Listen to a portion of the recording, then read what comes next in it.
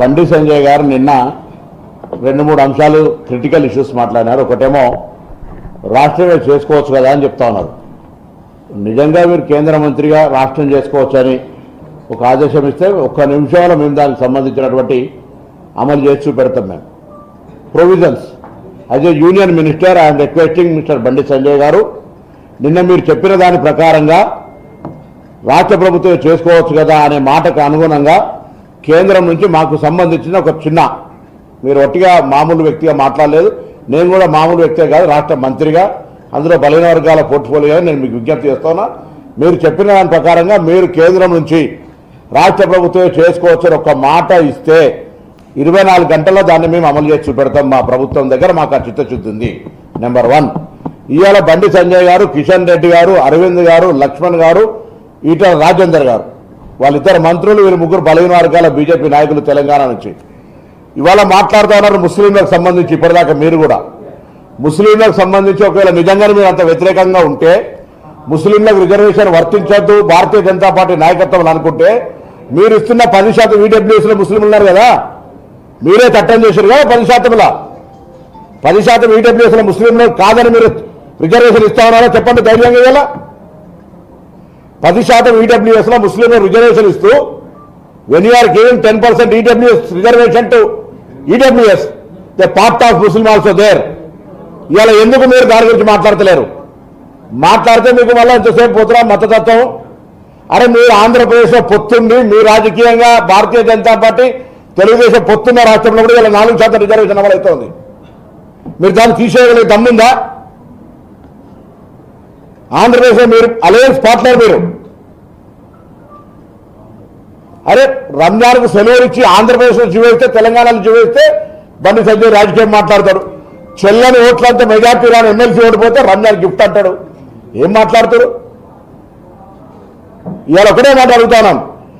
నరేంద్ర మోడీ గారి స్పీచ్ ఉంది, ఆయనే ముఖ్యమంత్రిగా ఉన్ననాడు 70 ముస్లిం మైనార్టీలకు ఏబీసీ రిజర్వేషన్ ఇచ్చినా నేను బయట చెప్పుకోలేదు, ప్రెస్ కాన్ఫరెన్స్ మా మార్పింగ్ కాదు వీడియో, ఏది వాడలేదు. ఇది నరేంద్ర మోడీ ఇచ్చినటువంటి వీడియో. ఇది మీకు ప్రెస్ అందరి వాట్సాప్ గ్రూప్లో పెడితే చూడండి ఒక్కసారి. అరే ప్రైమ్ మినిస్టర్ మాట్లాడిండు, నేను గుజరాత్ ముఖ్యమంత్రి ఉన్నాడు, నేను 70 ముస్లిం అల్పదాయక వర్గాలకు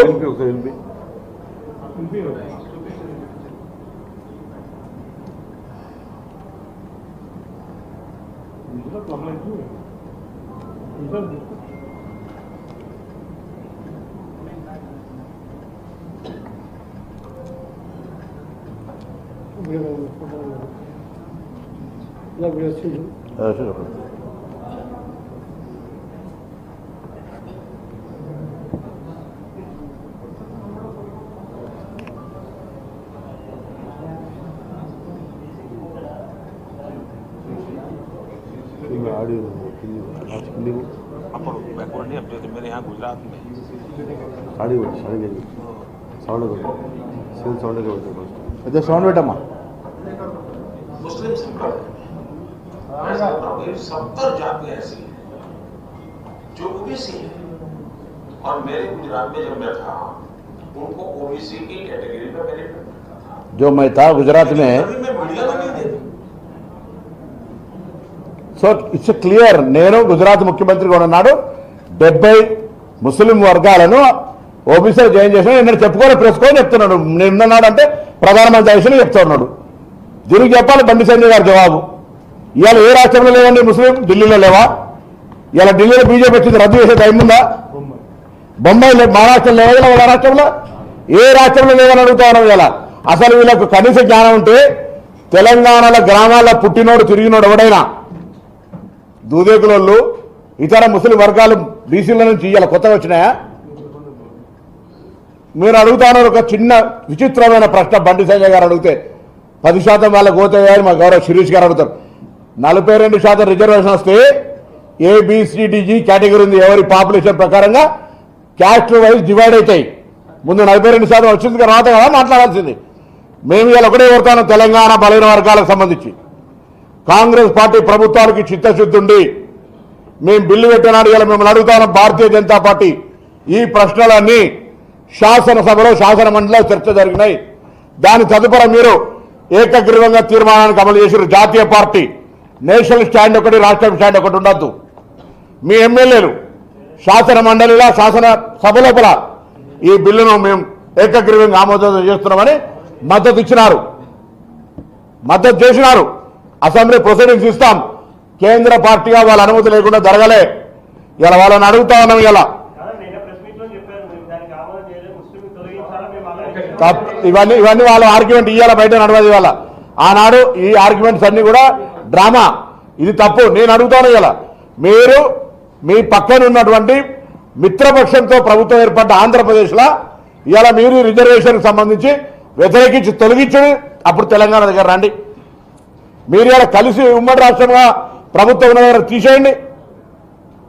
నేను అంతకంటే ముందు అడుగుతానా, ఇవాళ బండి సంజయ్ గారు, కిషన్ రెడ్డి గారు వీళ్ళంతా మీరు మంత్రులుగా ఉన్నాడే బీసీ ప్రధానమంత్రి అని చెప్పుకునే నరేంద్ర మోడీ గారు ఈడబ్ల్యూఎస్ రిజర్వేషన్ జనాభాల ఈడబ్ల్యూఎస్ ఎకనామికల్ వీకర్ సెక్షన్, ఎకనామికల్గా ఉన్నటువంటి వాళ్ళు దేశం మొత్తం జనాభానే 12-13% వాళ్ళకి 10% రిజర్వేషన్ ఇస్తా ఉన్నారు. ఏం పద్ధతి? అందులో మైనార్టీ రిజర్వేషన్ ఉందా లేదా? ఉన్నప్పుడు మీరు ఎట్లా ఆమోదం చెప్పారు? ముందు బుక్కు భూమికి రాయలు. మీరు ఇందిరా గురించి మాట్లాడతారు. అరే ఆర్థిక అసమానత ఇక్కడ కూడా మతపరమైన అంశం లేదు. దయచేసి చెప్తాను మళ్ళా ఉడికా మీరు రాంగ్ పర్సెప్షన్. ఆర్థిక పరమైనటువంటి అంశాల మేరకే రిజర్వేషన్ ఇస్తారు. ఆర్థిక పరమైన అంశాల మేరకే రిజర్వేషన్ ఇస్తారు. వాటి ప్రకారంగా చేయమని అడుగుతా ఉన్నాం. అందులో కూడా తెలంగాణలో ఉన్నటువంటి వివిధ కులాలు 139 కులాల పైన ఉన్నటువంటి వాళ్ళకు ABCDGగా ఇవ్వబడ్డది. దాని ప్రకారంగా ప్రపోర్షనేట్ గా రిజర్వేషన్ వస్తుంది. దాన్ని అర్థం చేసుకోకుండా 10% వాళ్ళకే ఇస్తున్నడానికి ఒక రాంగ్ ప్రాపకండా, ఒక కేంద్ర మంత్రి బాధ్యత కలిగినటువంటి మాట్లాడే మాటలు అవి. మతం పూర్తిగా లేస్తే పొద్దుగాలు లేస్తే మతం, మధ్యాహ్నం లేస్తే మతం, ఎన్నికలు వచ్చినప్పుడు మతం. మేమందరం గుడికోం, పొద్దున్న లేస్తే గుడికాడ మొక్కుంటాం. రిజర్వేషన్లకు సంబంధించి బలహీన వర్గాల బిడ్డగా చీమునెత్తిరి గతంలో కూడా మీకు తెలంగాణ DNA అనేక సందర్భాలు అడిగినాం. ఇవాళ ఆనాడు ప్రధానమంత్రి తెలంగాణ ఏర్పాటు మీద అంతా సూచన తలుపులు వేసి దొంగతనం ఎత్తుకపోయారని చెప్పారు. ఇవాళ తలుపులు తీసి తెలంగాణ శాసనసభల దినం మొత్తం చర్చ చేసి బిల్లు చేసినాం. ఇవాళ దీనికి సపోర్ట్ చేయాలి, దీనికి సపోర్ట్ చేయాలి. మీరు చిత్తశుద్ధి పెట్టండి. ఏమాత్రం నేను మళ్ళీ వెళ్తాను. నేనేం అసెంబ్లీ బిల్లు అయినారు కూడా నేను BC మంత్రి చెప్పిన దయచేసి దీనికి అనవసరంగా చర్చ ఎక్కువ నెగటివ్గా చేయకండి, దీన్ని పాజిటివ్ చేయమని. ఇవాళ కూడా నేను హృదయపూర్వకంగా విజ్ఞప్తి చేస్తున్నా సోదరుడు బండి సంజయ్ గారికి, ఈటల రాజేందర్ గారికి, అరవింద్ కుమార్ గారికి, లక్ష్మణ్ గారికి ప్రధానంగా మీ నలుగురు బాధ్యత. ఇవాళ రాష్ట్రం నుంచి మంత్రి గారు కిషన్ రెడ్డి నిజంగానే పొద్దున తెలంగాణ ప్రజలు చెప్తారు మతం పేరు మీద వాయిదా ఇచ్చే ప్రయత్నం చేస్తుండ్రా. ఈడబ్ల్యూఎస్ ముస్లింలకు ఎట్లేసారు? వెంకటేష్ గారు అడిగినారు 50% కూడా. ఇందిరా సహాని గారి ఏ తీర్పు చెప్పినా ఏం చెప్పింది? సహేతుకమైన లెక్కలు కావాలి. How can you give 50% over cap అని అడిగింది. ఎస్, తెలంగాణ ప్రభుత్వం ఇలా సహేతుకమైనటువంటి 1,00,000 మంది ప్రభుత్వ ఉద్యోగులను క్షేత్రస్థాయిలో పంపి తెచ్చినటువంటి లెక్కలు మా దగ్గర ఉన్నాయి. మేము on record with ground reality మేము రిజర్వేషన్ అడుగుతా ఉన్నాం. చీఫ్ సెక్రటరీ ద్వారా తెలంగాణ మా యొక్క ప్లానింగ్ డిపార్ట్మెంట్ ద్వారా BC కమిషన్ ద్వారా అప్రూవ్ అయ్యి, డెడికేటెడ్ BC కమిషన్ ద్వారా అప్రూవ్ అయ్యి, చట్టం ద్వారా కేబినెట్ అప్రూవ్ అయ్యి, శాసనసభలో అప్రూవ్ ఇచ్చిన తర్వాత కూడా మీరు దాని శాంటిటీ నేను ఒకవేళ లెక్క పెడితే మీరు ప్రజాస్వామ్యాన్ని అపహాస్యం చేసినట్టే. మీరు చేసే చట్టం మేము చేసే చట్టం కాదా? అందుకే దయచేసి శాసనసభలో మీరు BCల ఇది యొక్క 42%కు మద్దతు ఇచ్చిండ్రు. మీరు 50% పైన కోర్టుల ఈడబ్ల్యూఎస్ ఇప్పుడు తెలంగాణ 54% ఉందబ్బా. చాలా రాష్ట్రాలు 60-70% ఈడబ్ల్యూఎస్ వచ్చిన తర్వాత మొత్తం రాష్ట్రాల లెక్కలు ఉన్నాయి మా దగ్గర. ఏ రాష్ట్రంలో 50% క్యాప్ దాటిపోయింది. ఒక్కసారి డోర్ ఓపెన్ అయినాక నాకు మా BCలకు ఎందుకు డోర్ ఓపెన్ కాదు? ఏ సుప్రీంకోర్టు ఎందుకు ఓపెన్ కాదు డోరు? బరాబర్ అవుతుంది అన్ని రకాలుగా. ఇది ఊరికేనే తెలంగాణ కోసం ఎట్లయితే అన్నారు తెలంగాణ ప్రజలు కొట్లాడిరో సకల జనులు ఈ యొక్క 42% ఆమోదించుకోవడానికి బరాబర్ కొట్లాడతారు. అన్ని రాజకీయ పార్టీలు రావాల్సినే. ఆనాడు కొన్ని రాజకీయ పార్టీలు వ్యతిరేకించినాయి. బరాబర్ ఇవాళ మేమే ఛాంపియన్ అని చెప్పుకుంటారు కొంతమంది. ఏది ఏమైనా తెలంగాణ సాధన స్ఫూర్తి, తెలంగాణ రాష్ట్రం దేశానికి తొలి రోల్ మోడల్ 42% చట్టం జరగాల్సిందే. చట్టం చేయించే బాధ్యత భారతీయ జనతా పార్టీ నాయకుల మీద ఉన్నది. లేదా నిన్న మీరు చెప్పినట్టుగా రాష్ట్రం చేసుకొచ్చుకొని ఒక కాగితం ఇస్తే 24 గంటలు చేసి పెడతారు మా అధ్యక్షుడు.